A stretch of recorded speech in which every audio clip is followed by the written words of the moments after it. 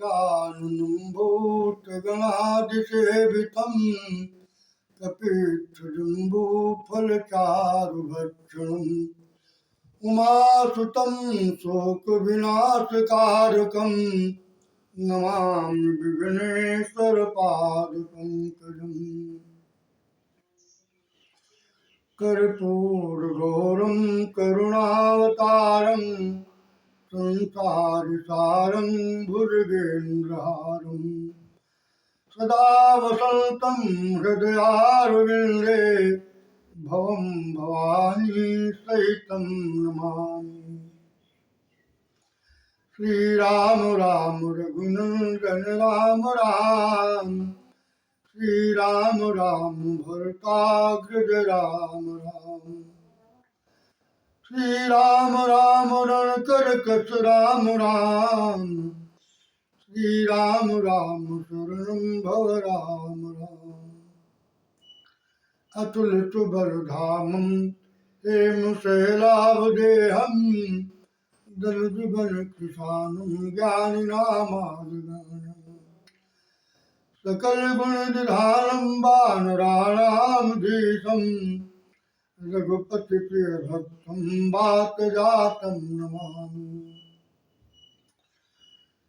श्री राम जय जय राम जय सिया राम जय सिया राम श्री राम जय राम जय सिया राम जय सिया राम। बोले राघवेंद्र सरकार की जय हो, शंकर भगवान की जय हो, वीरभद्रं बली बाबा की जय हो, गुरुदेव भगवान की जय हो।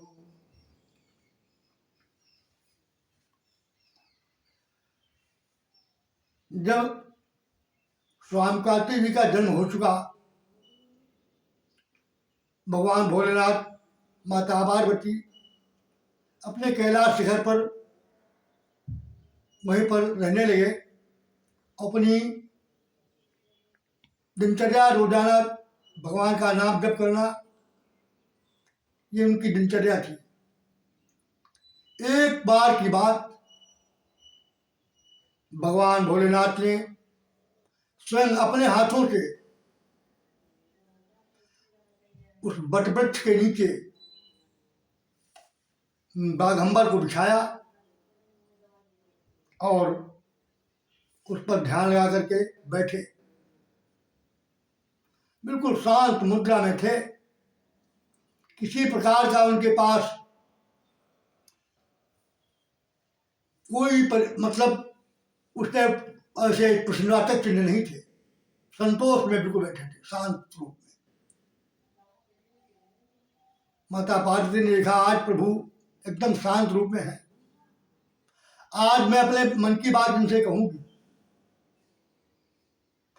क्यों? हर स्त्री को चाहिए कि जब कभी भी पति से कोई बात कहनी हो विशेष, तो उस पहले पति की मुद्रा को देखें। इस समय हमारा पति किस मुद्रा में है? शांत मुद्रा है, प्रसन्न मुद्रा है, तो उस समय उस बात को कहनी चाहिए। तो आज वही स्थिति देखी जब माता पार्वती ने, तो कहते हैं गोस्वामी जी कि बैठे सो काम रिपु कैसे धरे शरीर शांत रत जैसे पार्वती भल अवसर जानी गई शंभु पहिमा तु भवानी। ऐसा अवसर समझा तो गई। माता जी ने प्रणाम किया प्रभु को। भगवान ने देखा हमारी प्रिया सती पार्वती आ गई हैं, तो बाम भाग जानी प्रिया आदर अति कीन्हा और बाम भाग आसन हर दीना। बायंग में बैठाया जब बिठाया तो माता जी ने समझा कि आज प्रसन्न चित्त मुद्रा में है, आज मैं अपने उनसे मन की बात बताऊं। तो बोली, प्रभु बहुत दिन हो गए हैं, जब उस जन्म में मैं सती रूप में थी, मैंने प्रभु का स्वरूप नहीं पहचाना, उनके ऊपर संदेह किया, जिसका फल हमें भली बात मिल चुका है, लेकिन कुछ अभी शंका बाकी है। प्रभु मैं उनकी कथा सुनना चाहती हूँ, जिससे मेरा जो भ्रम है, जो संशय है, ये खत्म हो जाए, ये समाप्त हो जाए। ऐसा प्रभु उपाय करिए, क्योंकि उनके ऊपर शंका करना जो है गलत है, और हमारे अंदर भी शंका थोड़ी है। आप कहते हैं कि ये ब्रह्म पर ब्रह्म है, ये राजा के वेश में जब है, जो न पतन है तो ब्रह्म किम, जो अगर राजा के रूप में है तो ब्रह्म कैसे? तो वहां पर भगवान भोलेनाथ बड़ा प्रसन्न हुए और कहा, देखो बहुत अच्छी बात तुमने पूछी, तुम्हें धन्यवाद देता हूं, क्योंकि तुमने आज प्रभु राम की कथा के बारे में सोचा, कथा के बारे में पूछा, कथा कैसी है? प्रभु भोलेनाथ धन्यवाद देते हैं कि धन्य धन्य गिरिराज कुमारी, अब तुम समान नहीं को उपकारी। क्यों? उपकार तुमने क्या किया? उपकार यह किया है कि पूछो रघुपति कथा प्रसंगा, आपने भगवान की कथा का प्रसंग सुना। ये कैसी कथा है कि सकल लोक जग पावन गंगा, इस संसार को पवित्र करने वाली गंगा है।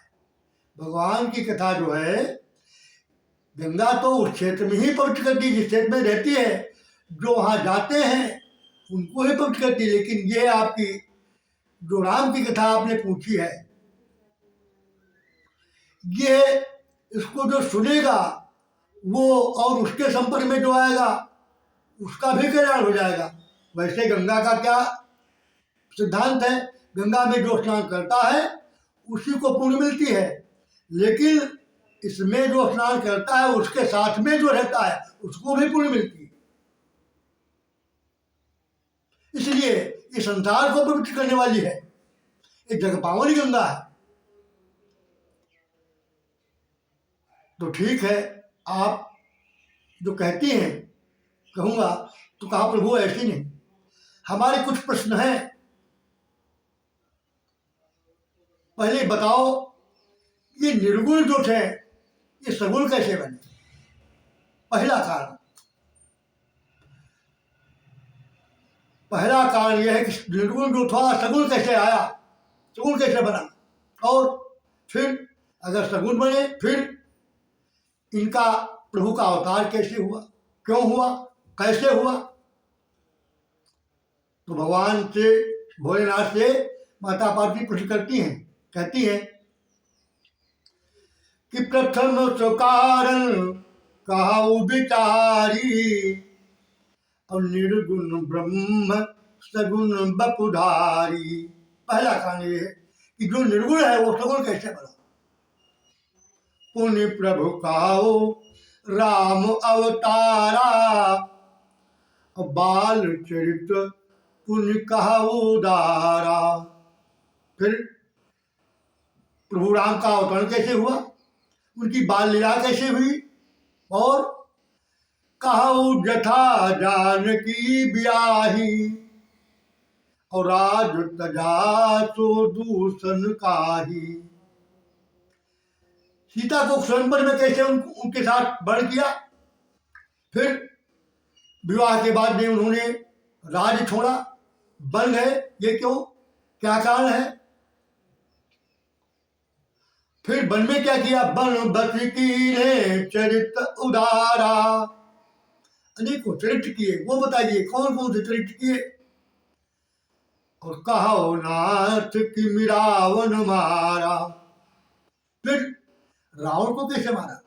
तो महाविजयी था, विश्वविजयी था, तो इसको कैसे मारा? मार करके फिर अयोध्या है, राज्याभिषेक हुआ, तो राज सिंहासन बैठे, तो वहां भी लीलाओं का सिलसिला जारी रहा। तो राज बैठ कीनी बहुलीला, और सकल कहो शंकर शुभशीला। और बहुरी कहो करुणायतन, की नजरज राम। फिर एक बात तो ये आश्चर्य की बात है कि प्रजा सहित रघुबल समन, कि मैं गवने निज धाम। सबको सदेह अपने साकेतपुरी को कैसे ले गए, प्रजा सहित कैसे गए, ये आश्चर्य की बात है। और इसके अलावा जो मैंने न पूछा उसको भी आप छिपाकर मत रखना, उसको बताना। हो सकता है मुझसे कुछ कमी रह गई पूछने में, उसको भी मत बता, रोकना, उसको बता देना। क्योंकि मैं बहुत दुखी हूं, क्योंकि पहले जन्म में हमने बहुत दुख पाया, इसलिए तब करे असु विमोह अब नाही। वैसा विमोह अब नहीं है, राम कथा पर रुचि मन माही। हे प्रभु, अब वो मोह नहीं है जैसी पहले था, अब मुझे राम की कथा पर रुचि है, सुनने की इच्छा है। और आप तो कैसे हैं? अगर आपके साथ रहते हुए हम अगर इससे वंचित हैं, हम इससे अलग हैं, तो कैसा हाल है जैसे कोई कल्प वृक्ष के नीचे हो और फिर भी दरिद्री बने। जासु भवन सुर तरुतर होई, और सहित दरिद्र जनित दुख सोई। अगर कोई कल्प वृक्ष के नीचे रहने वाला व्यक्ति अगर दरिद्र होता है तो फिर क्या कारण है? या तो कल्प वृक्ष की उस पर कृपा नहीं है, तो आप कौन हैं? आप कल्प वृक्ष हैं, मैं आपकी दासी हूं। तो और आप जानते हैं मैं अधिकारी नहीं हूं, लेकिन आपकी दासी जरूर हूं, इसलिए हमसे छिपाओ मत, हमसे भगवान की कथा विधिवत बताओ, विस्तार सहित। पहले यह बताओ कि निर्गुण ब्रह्म कैसे सगुण हुआ। भगवान शंकर ने कहा, धन्यवाद तुम्हें है जो ऐसी कथा के ऊपर तुम्हारी रुचि बनी, इसके लिए मैं प्रशंसा करते हैं तुम्हारी कि तुमने बहुत बढ़िया काम किया, बहुत अच्छा काम किया। तुम्हारे इस सहारे संसार को उपदेश मिल रहा है। ये राम की कथा की शुरुआत है। तो सुनिए, सगुण और निर्गुण में कोई भेद नहीं है, क्योंकि सगुण जो है निर्गुण से ही सगुण बनता है। जब चाहता है तब सगुण बन जाता है। कहा गया है, भगवान कहते हैं, न मैं साकार हूं न निराकार हूं, भक्त की भावना का तदाकार हूं। मैं साकार भी नहीं, निराकार भी नहीं, भक्त जैसा चाहते हैं मैं वैसा बनता हूं।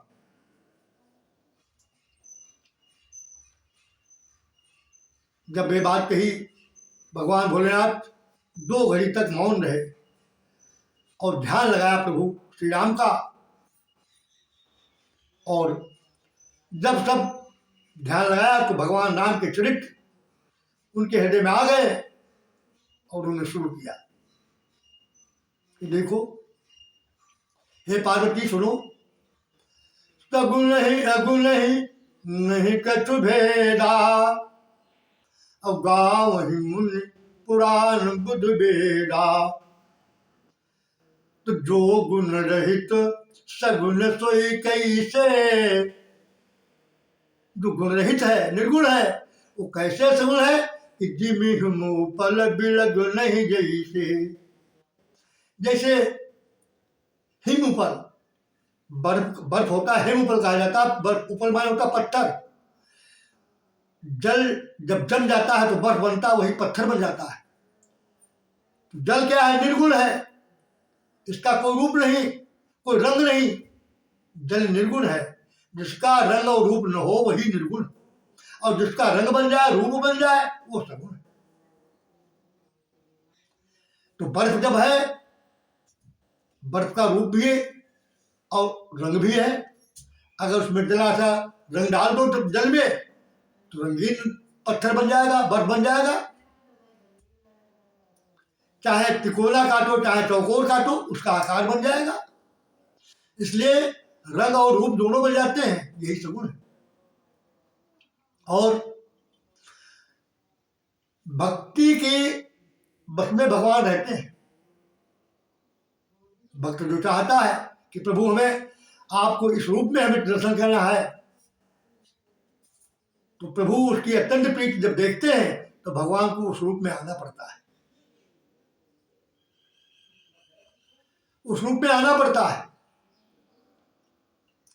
वैसे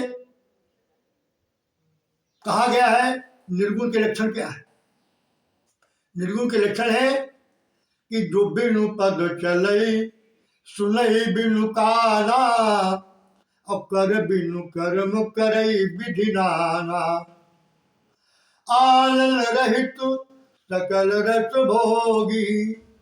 बिना हाथों से सब काम करता है, बिना पैरों से चलता है, सब कहीं पहुंच जाता है, बिना मुख से हर चीज का स्वाद जानता है, बिना बोले बहुत बड़ा बकता है। तन बिनु परस नैन बिनु देखा, और गाय ध्यान बिनु बात सीखा। बिना शरीर के स्पर्श हर चीज का स्पर्श करता है, बिना आंखों की सब चीज देखता है, बिना नाक के हर चीज की सुगंध लेता है। ऐसी अलौकिक करनी जो है, जिसको वेद बुद्ध और देव मुनि जिनका ध्यान करते, जे इमि गावहि वेद बुद्ध, जाहि धरे मुनि ध्यान। सोई दशरथ सुत भगत हित, कौशलपति भगवान। जिसको इस प्रकार से वेद बुद्ध, बुद्धिमान लोग और वेद जिनका गुणगान करते हैं, जिसका मुनि हमेशा निरंतर ध्यान रखते हैं, ध्यान करते हैं, मग्न रहते हैं, लीन हो जाते हैं, आज वही निर्गुण ब्रह्म आज त्रिगुण बन करके प्रभु श्री राम के रूप में यहाँ अवतरित जो हुए हैं। सोई दशरथ सुत भगत हित, अपने भक्तों के कारण कौशलपति भगवान। और फिर कहा ये हमारे इष्ट देव हैं, प्रभु श्री राम हमारे इष्ट देव है। सोई मम इष्ट देव रघुवीरा, और सेवत जाहि सदा मुनि धीरा। तो निर्गुण जो है सगुण कैसे बनता है? ऐसे बनता है। और रही बात, आप कहते हैं कि राम का अवतार क्यों हुआ, कैसे हुआ, तो क्यों हुआ, इसके कारण क्या है? मनुष्य का शरीर इन्होंने क्यों धारण किया? तो बात कहने की यह है कि प्रभु कब अवतार लेते हैं? जब पृथ्वी पर धर्म की हानि होने लगती है, धर्म कम पड़ने लगता है, अधर्म बढ़ने लगता है, असुर वृत्तियां बढ़ती हैं, देव वृत्तियां कम बढ़ती हैं, तब तब तब धरि प्रभु विधि शरीरा, तब तब धरि पर विविध शरीरा, हरे कृपानिधि सज्जन पीड़ा। गीता में भी कहा है, यदा राहि धर्मस्य ग्लानिर्भवति भारत, अभ्युत्थानं धर्मस्य तदात्मानं सृजाम्यहम्। परित्राणाय साधूनां विनाशाय च दुष्कृताम्। धर्म संस्थापनार्थाय संभवामि युगे युगे। साधुओं को परित्राण त्राण करने के लिए और दुष्टों का विनाश करने के लिए, धर्म की स्थापना करने के लिए हर युग में मैं अवतार लेता हूं। वैसे प्रभु का, राम का अवतार कल्प कल्प प्रति प्रभु अवतरहि, चारु चरित नाना विधि करहि। तब तब कथा मुनि सन गाई, और बहुविधि रची प्रबंध बनाई। जब जब भगवान ने अवतार लिया, लीला की, तब तक मुनीषों ने कथाओं का संग्रह किया, प्रबंध से उनको बनाया। वैसे राम के अवतार के अनेकों कारण हैं। हर कल्प में प्रभु का अवतार होता है। कुछ कल्पों की बातें सुनो। जन्म एक दुई कहाऊं बखानी, अब सावधान सुन सुमति भवानी। एक दो जन्मों की बातें मैं बताता हूं, सुनो। भगवान भोलेनाथ कहते सुनो, हे भवानी सुनो। एक कल्प की बात है। भगवान विष्णु के दो पार्षद थे, द्वारपाल, जय और विजय। वो बैकुंठपुरी के दरवाजे पर पहरा देते थे। एक दिन चारों भाई, सनक, सनंदन, सनकादिक, सनत कुमार, चारों भाइयों का आगमन हुआ। वहां सबका प्रवेश वर्जित था। होनहार की बात द्वारपालों ने उनको रोका और उनको जाने से कहा, आप वहां नहीं जा सकते। तो सनकादिक ऋषियों ने सोचा कि हमारा तो सर्वत्र आगमन, बिल्कुल प्रवेश निर्धारित है, हमारे लिए कोई रोक नहीं है, हमारा प्रवेश वर्जित नहीं, फिर ये रोकते हैं। तो जब दोबारा उसकी पुनरावृत्ति की तो उन्होंने श्राप दे दिया। तो विप्र के श्राप से वो दोनों भाई दैत्य वंश में उत्पन्न हुए। और वही हुए कौन? हिरण्याकश्यप और हिरण्याक्ष, दो भाई हुए। फिर अगले जन्म में यही रावण और कुंभकर्ण हुए। इनको मारने के लिए भगवान ने राम का अवतार लिया। एक तो कारण ये है। लेकिन एक ही कारण से बात नहीं। एक कल्प में और कथा है। जब जलंधर था, उसकी इतनी ख्यात बढ़ गई थी, उसका प्रबल प्रचंड इतना अत्याचार बढ़ा कि देवता लोग भागते भागते घूमते हैं। देवलोक से वो हटे, वो पदच्युत हो गए, उन्हें कोई ठिकाना नहीं मिलता है। भगवान भोलेनाथ ने पुकार की, भगवान भोलेनाथ उनसे युद्ध करने लगे। लेकिन जालंधर की जो पत्नी थी वृंदा, वो परम सती थी, परम सती। किसी भी पुरुष का स्वप्न में भी स्पर्श नहीं किया उसने। इस कारण से भगवान भोलेनाथ उससे जीत नहीं सकते थे, जीत नहीं पाए। तो इसका जब मर्म समझा कि यह कारण क्या है, तो भगवान विष्णु ने क्या किया कि छल कर तारु तासु व्रत प्रभु सुर कारज कीन, और जब ते जाने मरम यह साप कोप कर दीन। तब उसने श्राप दिया, जाओ, तुमने मुझे छूकर मेरा पति सतीत्व नष्ट किया है, मनुष्य रूप बनाया तुमने, जाओ, तुमको मनुष्य रूप बनाना पड़ेगा। तो कहा जलंधर रावण भयऊ, और अनहत्य राम परम पद दयऊ। वही जलंधर अंत में रावण होता है, फिर भगवान राम का अवतार होता है और उसको परम पद की प्राप्ति होती है। एक जन्म कर कारणेहा, कि जेहि लग राम धरी नर देहा। एक बार की बात, नारद जी ने श्राप दे दिया। अब जब नारद जी की बात आई तो गिरिजा चकित भई सुन बात।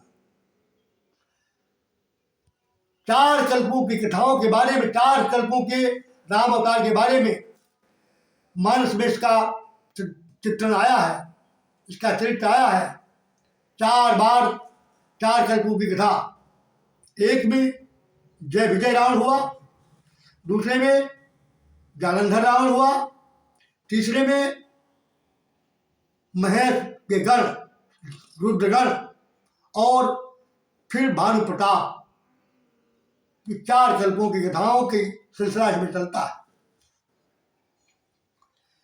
तो नारद वो जब की कथा इसमें आती है तो कहा, प्रभु और बताओ, ये बात हमारी समझ में नहीं आई कि भगवान विष्णु के परम भक्त है नारद, और उन्होंने श्राप क्यों दिया? यह प्रसंग हमें जरूर बताओ। भगवान भोलेनाथ का ने कहा, ठीक है, मैं बताऊंगा कि ज्ञानी न कोई है न कोई मूर्ख। भगवान जिसको जैसा बनाना चाहते हैं वो वैसा बन जाता है।